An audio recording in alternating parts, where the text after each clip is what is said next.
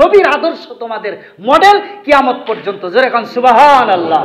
আল্লাহ সূরা বাকারায় একদম প্রথম রুকুতে বলে দিয়েছেন যে ওয়াল্লাযীনা ইউমিনুনা বিমা উনজিলা ইলাইকা ওয়া মা উনজিলা মিন ক্বাবলিক, তোমাদের জন্য কোরআন নাজিল করে দিলাম, এই কোরআনের যা আছে সব তোমাদের জন্য মডেল। সুবহানাল্লাহ বলেন। তাহলে আমাদের বাছাই করার পথ তো আছে, ঠিক কিনা?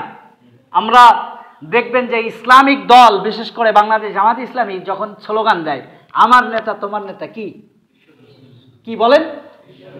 বিশ্বনবী মোস্তফা। এখানে কারোর নাম বলা হয় না, খালেক হুজুরের নাম বলা হয়, আমিরের নাম বলা হয় না। আমাদের নেতা বিশ্বনবী মোস্তফা। জোরে এখন সুবহানাল্লাহ, ঠিক কিনা? মুসলিমদের নেতা তো সেই।